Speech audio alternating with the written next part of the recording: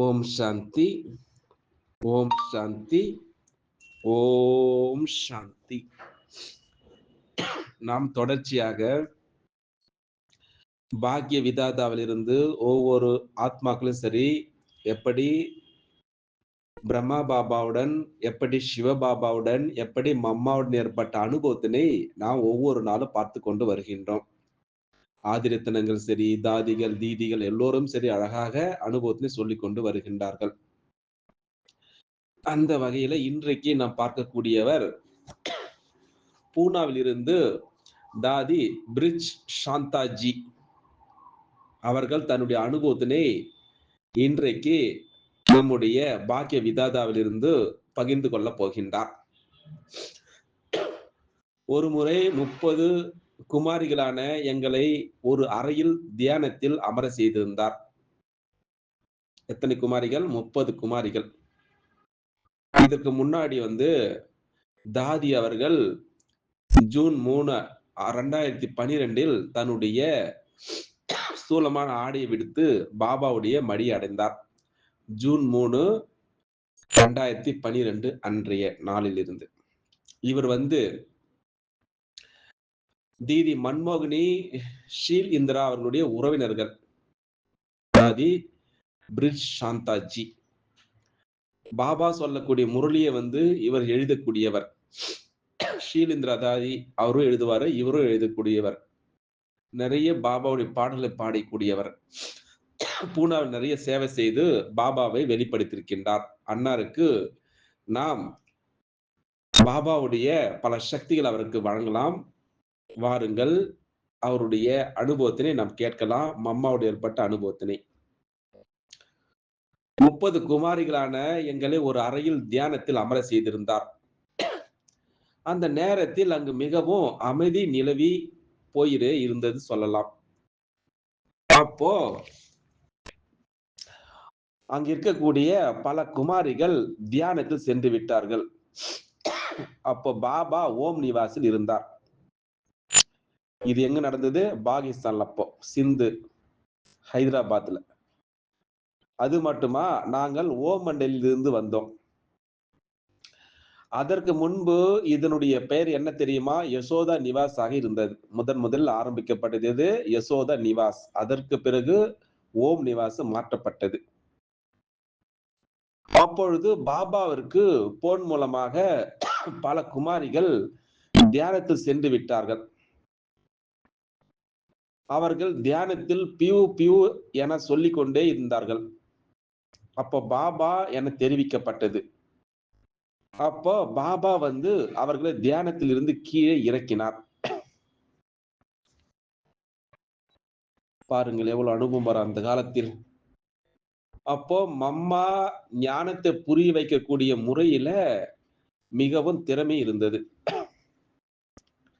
Mamma யாருக்கெல்லாம் ஞானத்தை சொன்னாரோ அவர்கள் அவசியம் ஈர்க்கப்பட்டு வந்து விட்டார்கள். அதே போல என்னுடைய தந்தையும் சரி, என்னுடைய சகோதரர் கூட சரி, தினமும் பாபாவுடைய ஞானத்தை கேட்க ஓம் மண்டலிக்கு வந்து கொண்டே இருந்தார்கள். முதலில் என்னவாக இருந்தது? யசோதா நிவாசு, 2வது ஓம் நிவாசு, 3வது ஓம் மண்டலி. இப்படியாக 3 விதமான பெயராக மாறிவிட்டது. சிந்துவில இந்த ஞானத்திற்காக, அதாவது பாபாவிற்காக, மம்மாவிற்காக எந்த ஒரு குற்றச்சாட்டும், யாருடைய விரோதமும் இருக்கவில்லை. சிவபாபாவை அந்த சமயம் நாங்கள் ஆல்மைட்டி பாபா என சொல்லி வந்தோம். அதாவது சர்வ சக்திவான் அப்படி என்று சொல்லி வந்தோம். எப்பொழுதிலிருந்து அந்த தூய்மையினுடைய அந்த தாரணைக்கான நியமம் கொண்டு வரப்பட்டதோ அப்பொழுதிலிருந்தே விரோதம் இந்த ஓம் மண்டலிக்கு ஆரம்பமா ஆயிற்று. அதற்கு முன்பு ஓம் மண்டலியை அனைவரும் பாராட்டி வந்தார்கள். அது மட்டுமா, மரியாதை செய்து வந்தார்கள். அப்படி என்று பூனாவில் இருந்து தாதி பிரிஜ் சாந்தாஜி தன்னுடைய அனுபவத்தினை இந்த பாக்கிய விதாதம் மூலமாக நமக்கு சொல்லிக் கொண்டு வருகின்றார். உங்களுக்கு இன்னொரு அழகான அனுபவத்தினை சொல்லப் போகின்றேன். ஒரு நாள் டென்னிஸ் கோர்ட்டுக்கு அழைத்து சென்று மம்மா அவர்கள் ஞானத்தை கூறிக் கொண்டிருந்தார். அந்த சமயம் மம்மா சொன்னார், "பாரு பிரிட் சாந்தா, இங்க பார். உனக்கு யார் கூறிக்கொண்டிருப்பது?" அப்படின்று என்னிடம் கேள்வி கேட்டார். இந்த ஞானத்தை உனக்கு யார் அளித்துக் கொண்டிருப்பது அப்படின்று திரும்பவும் என்னிடம் கேள்வி கேட்டார் மம்மா அவர்கள். உனக்கு எதிரில் நிற்பது யார் அப்படின்னு திரும்பவும் கேள்வி கேட்டார். இப்படியாக கூறிக்கொண்டு என்னை பார்க்க ஆரம்பித்தார். மம்மாவுடைய வார்த்தையில, மம்மாவுடைய ரூபத்துல எப்படி தெரியுமா தெரிந்தது? சாட்சாத் பாபாவுடைய சொரூபம் எனக்கு அனுபவம் ஆகிக் கொண்டிருந்தது அப்படின்று தாதி பிரிட் சாந்தாஜி நம்மிடம் சொல்லிக் கொண்டு வருகின்றார்.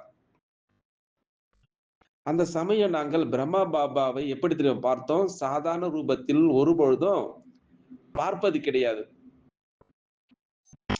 நாங்கள் பிரம்மா பாபாவை நிராகாரமானவருடைய சாகார அந்த பார்ட்டாகவே, அந்த பகுதியாகவே நாங்கள் முழுமையாக ஏற்றுக்கொண்டிருந்தோம். அந்த சமயத்துல பாப்தாதா என்ற வார்த்தை இருக்கவில்லை. எப்படி தெரியுமா இருந்தது அந்த காலத்தில்? நிராகாரமான சிவபாபாவை ஆல்மைட்டி பாபா, அது மட்டுமா சாகாரமானவரை பாபா என கூறி வந்தோம். எங்களுக்கு தெரிந்தது இருவரும் தனித்தனியானவர்கள் தான். இருந்தாலும் இருவரும் இணைந்து இருப்பவர்கள் என்று எங்களுக்கு அனுபவம் ஏற்பட்டது. அப்படி என்று தாதி பிரிட் சாந்தாஜி நம்மிடம் சொல்லிக் கொண்டு வருகிறார். அந்த சமயம் எனக்கு மம்மாவிற்குள் பாபாவுடைய இணைந்த ரூபம் அனுபவமானது. அப்பொழுது நான் சொன்னேன், மம்மா, எனக்கு புரிந்து விட்டது அப்படி என்று. அப்போ மம்மா மிகவும் இரக்கமுள்ள கொண்டவராக இருந்தார். அதாவது சில மனிதர்கள் தண்டிக்கப்பட்டு தண்டனை அடைவதால் தான் மாறுவார்கள். இந்த விஷயத்தில் மம்மாவிற்கு நம்பிக்கை இருக்கவில்லை. எந்த மனிதன் தன்னுடைய தவறுக்கு பிராயச்சித்தம் செய்கின்றாரோ, அதாவது தன்னுடைய தவறை உணர்ந்து கொண்டு அதனை மாற்றிக் கொள்கிறானோ, அவனே மிக நல்ல மனிதனாக இருக்கிறான். பாருங்கள். அது மட்டுமா, அந்த மன்னிப்புக்கு உரிமை உள்ளவனும் அவனே. அப்படிப்பட்ட மனிதன் மீது மம்மா தன்னுடைய அன்பை பொழிந்தார்கள். அப்படிப்பட்ட ஒரு சம்பவம் எனக்கு ஏற்பட்டது. அத சொல்லட்டுமா உங்களுக்கு? அதாவது கராச்சியில் நடந்த விஷயம், பாகிஸ்தான்ல. நாங்கள் அனைவரும் தினமும் சரி அந்த கோர்ட்டுக்கு அணிந்து கொண்டு ட்ரில் கோர்ட், அந்த டென்னிஸ் கோர்ட்டில் ட்ரில் செய்ய செல்வதுண்டு. அப்போ சந்திரமணி தாதி எங்கள் அனைவரையும் ட்ரில் செய்விப்பார் அந்த சமயத்துல, கராச்சியில டென்னிஸ் கோர்ட் அந்த இடத்துல. அப்போ சில நேரங்களில் மம்மாவும் அந்த இடத்திற்கு வருவது உண்டு. அப்போ ட்ரில் செய்யும் பொழுது அனைவரும் ஷூ அணிந்திருப்போம் அங்கே. எந்த நாள் பார்ப்பதற்காக மம்மா வந்திருந்தாரோ அந்த நாள் நான் செருப்பு அணிந்திருந்தேன். அப்போ மம்மா என்னிடம் கேட்டார், "நீ ஏன் ஷூ அணியவில்லை?" அப்படி என்று என்னிடம் மம்மா அவர்கள் கேட்டார். அதற்கு நான் பதில் சொன்னேன் மம்மாவிற்கு, "மம்மா, நான் 2, 3 நாளாக காலில் வலி இருக்கிறது. ஆகையால நான் ஷூ அணியவில்லை" அப்படின்ட்டு பதில் சொன்னேன். ஆனால் பிறகு என்னுடைய மன உள்ளுக்குள்ளே வருந்தியது. என்ன வருந்தியது? நான் சத்வீக மகாராணியான மம்மாவிடம் பொய் சொல்லிவிட்டேன். உண்மையிலே அந்த நாளில் என்னுடைய காலில் வலி இருக்கவே இல்லை. அப்போ என்னால் அந்த நாள் ஷூ அணிய முடியும். இருந்தாலும் நான் மம்மாவிடம் பொய் சொல்லிவிட்டேன். அந்த நாட்களில் பாபா எங்களுக்கு சொல்வார். என்ன சொல்வார்? யாராவது தவறு செய்துவிட்டால் அதற்கு தண்டனையாக ஒரு நாள், அதாவது சிற்றுண்டி, காலை உணவு, அதாவது உணவை விட்டுவிட்டு தனக்கு தானே தண்டனை அளித்துக் கொள்ள வேண்டும் அப்படி என்று. பாபாவுடைய இந்த விஷயம் எனக்கு நினைவுக்கு வந்தவுடன், நான் என்ன செய்தேன் தெரியுமா? நான் சீக்கிரமாக உணவை பரிமாறிவிட்டு வெளியே வந்து விட்டேன். அப்போ அந்த இடத்தில பரிமாறக்கூடிய பொறுப்பு எனக்கும் சரி, ஆத்ம மோகினி சகோதரிக்கும் இருந்தது. அதாவது 8 மணி வரை பரிமாறுவது முடிந்து விட்டது. பிறகு 9 மணிக்கு மம்மா தன்னுடைய அறையிலிருந்து வெளியே வந்தார். அப்போ கீழே ஒரு பெஞ்ச் வைக்கப்பட்டிருந்தது.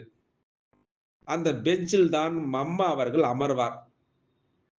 அது மட்டுமா, கச்சேரி போல நடப்பதுண்டு அந்த இடத்தில்.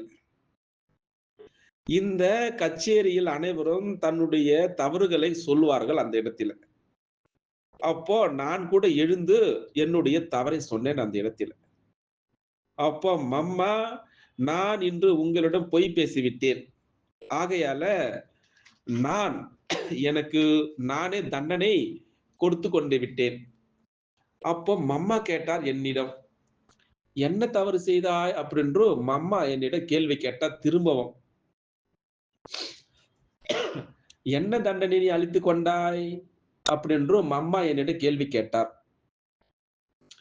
நான் நடந்த அனைத்து விஷயத்தை சொன்னேன். அப்போ மம்மா சொன்னார், "நீ உணவு இன்னும் சாப்பிடவில்லையா? மம்மா கூட உணவு எடுத்துக் கொள்ளவில்லை. அப்போ மம்மாவுடன் நீயும் சாப்பிடு வா" அப்படின்று சொன்னார். நான் சொன்னேன் மம்மாவிடம் திரும்பவும், "இல்லை மம்மா, நான் உங்களிடம் பொய் சொல்லிவிட்டேன் இல்லையா? அதனால என்னையை தண்டனையை அனுபவிக்க விட்டு விடுங்கள்" அப்படின்று மம்மாவிடம் சொன்னேன். அப்போ மம்மா சொன்னார், "பிரிட்சாந்தா, மம்மா இன்று உன்னுடன் சாப்பிட விரும்புகிறார்கள். என்ன உன்னுடன் மாமா அதாவது மம்மா சாப்பிட விரும்பவில்லையா?" பிறகு மம்மா என்னுடைய விரல்களை பிடித்துக் கொண்டு சென்றார். நான் திரும்பவும் சொன்னேன், "உன்னை விட்டுவிட்டு நான் சாப்பிட மாட்டேன்" அப்படின்று. பிறகு மம்மா அவர்கள் தன்னுடன் அமர வைத்து எனக்கு உணவு பரிமாறினார். இந்த விதமாக மம்மா அவர்கள் தாயாக இருந்து, அது மட்டுமா, கருணை மிக்கவராக இருந்து, அது மட்டுமா, மன்னிக்கக்கூடிய உள்ள உடையவராக, அது மட்டுமா, குழந்தைகளிடம் பாசம் காட்டுபவராக இருந்தார் இந்த சங்கமகத்தில் மம்மா அவர்கள். அதனால் தான் மம்மா எப்பொழுதும் அந்த மன்மனாபவ அந்த ஸ்திதியிலே இருப்பதை நாங்கள் பார்த்தோம். அது மட்டுமா, மம்மா வந்து யோகத்தில் அந்த மூழ்கிய நிலையில் எப்பொழுதும் பார்த்தாலும் இருப்பதாக எங்களுக்கு தோன்றும். அதாவது மம்மா அவர்கள் பார்ப்பதாக இருந்தாலும் சரி, நடப்பதாக இருந்தாலும் சரி, பேசுவதாக இருந்தாலும் சரி, புன்முறுவல் செய்வதாக சரி, அனைத்திலும் அந்த அலௌகிக தன்மையினுடைய ஈர்ப்பை நாங்கள் பார்க்க முடிந்தது அப்படின்று தாதி பிரிட் சாந்தாஜி அழகாக அனுபவத்தை நம்மிடம் பகிர்ந்து கொண்டிருக்கின்றார். அது மட்டுமா, மம்மாவுடைய குஷி இருந்தாலும் சரி, அந்த ஆன்மீக போதையில ஒருபொழுதும் சரி, குறைவே இல்லாமல் இருந்தது அப்படி என்று இவ்வளவு நேரமாக தாதி பிரிட்ஜ் சாந்தாஜி அவர்கள் அழகாக கருணைமிக்க மன்னிக்கக்கூடிய உள்ளங்கொண்ட அன்பு நிறைந்த சரஸ்வதி மம்மா அவர்களை பற்றி அழகாக நம்மை கராச்சிக்கு சரி, நம்மை பாகிஸ்தானுக்கு கொண்டு சென்றார் நம்முடைய சிதி அப்படின்று இந்த பாக்கிய விதாதம் மூலமாக அவரை பற்றி நாம் தெரிந்து கொண்டோம். ஜூன் 3, 2012 அன்றைய நாளில் அவர் தன்னுடைய சரீரத்தை விட்டு பாபாவுடைய மடியை அடைந்தார் அப்படின்று இந்த பாக்கிய விதாதம் மூலமாக நாம் தெரிந்து கொண்டோம். பார்க்கலாம் நாளைக்கு இன்னொரு விசேஷமான ஆத்மாவை பற்றி இந்த பாக்கிய விதாதம் மூலமாக நாம் பார்க்கலாம். அச்சா, ஓம் சாந்தி, ஓம் சாந்தி, ஓம் சாந்தி. ஓம் சாந்தி, ஓம் சாந்தி, ஓம் சாந்தி. நாம் தொடர்ச்சியாக பாக்கிய விதாதாவிலிருந்து ஒவ்வொரு ஆத்மாக்களும் சரி, எப்படி பிரம்மா பாபாவுடன், எப்படி சிவ பாபாவுடன், எப்படி மம்மாவுடன் ஏற்பட்ட அனுபவத்தினை நாம் ஒவ்வொரு நாளும் பார்த்துக் கொண்டு வருகின்றோம். ஆதிரத்தனங்கள் சரி, தாதிகள், தீதிகள் எல்லோரும் சரி அழகாக அனுபவத்தினை சொல்லிக் கொண்டு வருகின்றார்கள்.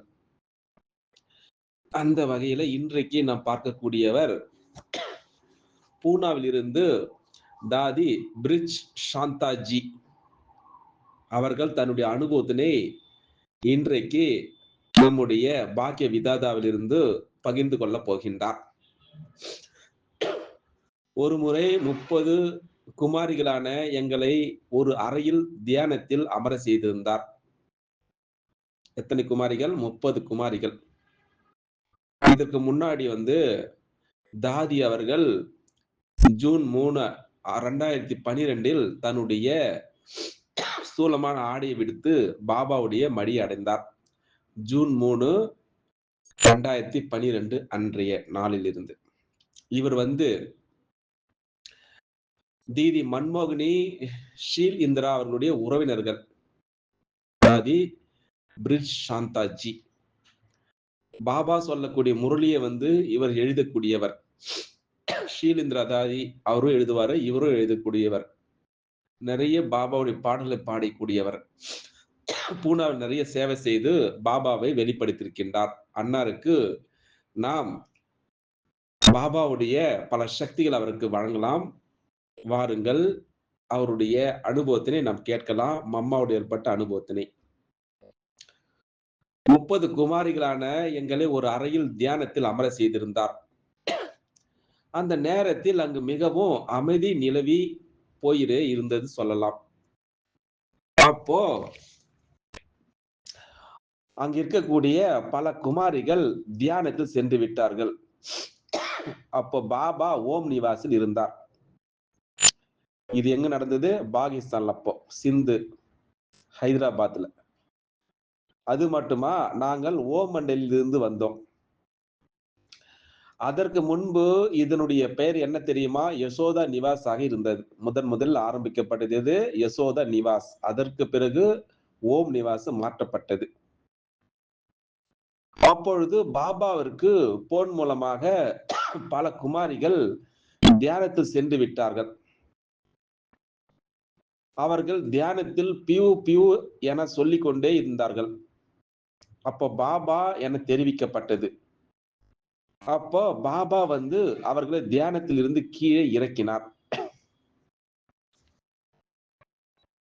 பாருங்கள் எவ்வளவு அனுபவம் வரும் அந்த காலத்தில். அப்போ மம்மா ஞானத்தை புரிய வைக்கக்கூடிய முறையில மிகவும் திறமை இருந்தது. மம்மா யாருக்கெல்லாம் ஞானத்தை சொன்னாரோ அவர்கள் அவசியம் ஈர்க்கப்பட்டு வந்து விட்டார்கள். அதே போல என்னுடைய தந்தையும் சரி, என்னுடைய சகோதரர் கூட சரி, தினமும் பாபாவுடைய ஞானத்தை கேட்க ஓம் மண்டலிக்கு வந்து கொண்டே இருந்தார்கள். முதலில் என்னவாக இருந்தது? யசோதா நிவாசு, 2வது ஓம் நிவாசு, 3வது ஓம் மண்டலி. இப்படியாக 3 விதமான பெயராக மாறிவிட்டது. சிந்துவில இந்த ஞானத்திற்காக, அதாவது பாபாவிற்காக, மம்மாவிற்காக எந்த ஒரு குற்றச்சாட்டும், யாருடைய விரோதமும் இருக்கவில்லை. சிவபாபாவை அந்த சமயம் நாங்கள் ஆல்மைட்டி பாபா என சொல்லி வந்தோம். அதாவது சர்வ சக்திவான் அப்படி என்று சொல்லி வந்தோம். எப்பொழுதிலிருந்து அந்த தூய்மையினுடைய அந்த தாரணைக்கான நியமம் கொண்டு வரப்பட்டதோ அப்பொழுதிலிருந்தே விரோதம் இந்த ஓம் மண்டலிக்கு ஆரம்பமா ஆயிற்று. அதற்கு முன்பு ஓம் மண்டலியை அனைவரும் பாராட்டி வந்தார்கள். அது மட்டுமா, மரியாதை செய்து வந்தார்கள். அப்படின்று பூனாவில் இருந்து தாதி பிரிஜ் சாந்தாஜி தன்னுடைய அனுபவத்தினை இந்த பாக்கிய விதாதம் மூலமாக நமக்கு சொல்லிக் கொண்டு வருகின்றார். உங்களுக்கு இன்னொரு அழகான அனுபவத்தினை சொல்ல போகின்றேன். ஒரு நாள் டென்னிஸ் கோர்ட்டுக்கு அழைத்து சென்று மம்மா அவர்கள் ஞானத்தை கூறிக்கொண்டிருந்தார். அந்த சமயம் மம்மா சொன்னார், பார் பிரிஜ் சாந்தா, இங்க பார், உனக்கு யார் கூறிக்கொண்டிருப்பது அப்படின்று என்னிடம் கேள்வி கேட்டார். இந்த ஞானத்தை உனக்கு யார் அளித்துக் கொண்டிருப்பது அப்படின்னு திரும்பவும் என்னிடம் கேள்வி கேட்டா அம்மா அவர்கள். உனக்கு எதிரில் நிற்பது யார் அப்படின்னு திரும்பவும் கேள்வி கேட்டார். இப்படியாக கூறிக்கொண்டு என்னை பார்க்க ஆரம்பித்தார். மம்மாவுடைய வார்த்தையில, மம்மாவுடைய ரூபத்துல எப்படி தெரியுமா தெரிந்தது? சாட்சாத் பாபாவுடைய சொரூபம் எனக்கு அனுபவம் ஆகிக் கொண்டிருந்தது அப்படின்னு தாதி பிரிட்ஜ் சாந்தாஜி நம்மிடம் சொல்லிக் கொண்டு வருகின்றார். அந்த சமயம் நாங்கள் பிரம்மா பாபாவை எப்படி தெரியுமா பார்த்தோம்? சாதாரண ரூபத்தில் ஒருபொழுதும் பார்ப்பது கிடையாது. நாங்கள் பிரம்மா பாபாவை நிராகாரமானவருடைய சாகார அந்த பார்ட்டாகவே, அந்த பகுதியாகவே நாங்கள் முழுமையாக ஏற்றுக்கொண்டிருந்தோம். அந்த சமயத்துல பாப்தாதா என்ற வார்த்தை இருக்கவில்லை. எப்படி தெரியுமா இருந்தது அந்த காலத்தில்? நிராகாரமான சிவபாபாவை ஆல்மைட்டி பாபா, அது மட்டுமா சாகாரமானவரை பாபா என கூறி வந்தோம். எங்களுக்கு தெரிந்தது இருவரும் தனித்தனியானவர்கள் தான். இருந்தாலும் இருவரும் இணைந்து இருப்பவர்கள் என்று எங்களுக்கு அனுபவம் ஏற்பட்டது. அப்படி என்று தாதி பிரிட்ஜ் சாந்தாஜி நம்மிடம் சொல்லிக் கொண்டு வருகிறார். அந்த சமயம் எனக்கு மம்மாவிற்குள் பாபாவுடைய இணைந்த ரூப அனுபவம் ஆனது. அப்பொழுது நான் சொன்னேன், மம்மா எனக்கு புரிந்து விட்டது அப்படி என்று. அப்போ மம்மா மிகவும் இரக்கமுள்ள கொண்டவராக இருந்தார். அதாவது சில மனிதர்கள் தண்டிக்கப்பட்டு தண்டனை அடைவதால் தான் மாறுவார்கள். இந்த விஷயத்தில் மம்மாவிற்கு நம்பிக்கை இருக்கவில்லை. எந்த மனிதன் தன்னுடைய தவறுக்கு பிரயாச்சித்தம் செய்கின்றாரோ, அதாவது தன்னுடைய தவறை உணர்ந்து கொண்டு அதனை மாற்றிக் கொள்கிறானோ அவனே மிக நல்ல மனிதனாக இருக்கிறான். பாருங்கள். அது மட்டுமா, அந்த மன்னிப்புக்கு உரிமை உள்ளவனும் அவனே. அப்படிப்பட்ட மனிதன் மீது மம்மா தன்னுடைய அன்பை பொழிந்தார்கள். அப்படிப்பட்ட ஒரு சம்பவம் எனக்கு ஏற்பட்டது. அத சொல்லட்டுமா உங்களுக்கு? அதாவது கராச்சியில் நடந்த விஷயம், பாகிஸ்தான்ல. நாங்கள் அனைவரும் தினமும் சரி அந்த கோட்டுக்கு அணிந்து கொண்டு ட்ரில் கோட், அந்த டென்னிஸ் கோர்ட்டில் ட்ரில் செய்ய செல்வதுண்டு. அப்போ சந்திரமணி தாதி எங்கள் அனைவரையும் ட்ரில் செய்விப்பார் அந்த சமயத்துல, கராச்சியில டென்னிஸ் கோர்ட் அந்த இடத்துல. அப்போ சில நேரங்களில் மம்மாவும் அந்த இடத்திற்கு வருவது உண்டு. அப்போ ட்ரில் செய்யும் பொழுது அனைவரும் ஷூ அணிந்திருப்போம். அங்கே எந்த நாள் பார்ப்பதற்காக மம்மா வந்திருந்தாரோ அந்த நாள் நான் செருப்பு அணிந்திருந்தேன். அப்போ மம்மா என்னிடம் கேட்டார், நீ ஏன் ஷூ அணியவில்லை அப்படி என்று என்னிடம் மம்மா அவர்கள் கேட்டார். அதற்கு நான் பதில் சொன்னேன் மம்மாவிற்கு, மம்மா நான் 2-3 நாளாக காலில் வலி இருக்கிறது, ஆகையால நான் ஷூ அணியவில்லை அப்படின்ட்டு பதில் சொன்னேன். ஆனால் பிறகு என்னுடைய மன உள்ளுக்குள்ளே வருந்தியது. என்ன வருந்தியது? நான் சத்வீக மகாராணியான மம்மாவிடம் பொய் சொல்லிவிட்டேன். உண்மையில அந்த நாளில் என்னுடைய காலில் வலி இருக்கவே இல்லை.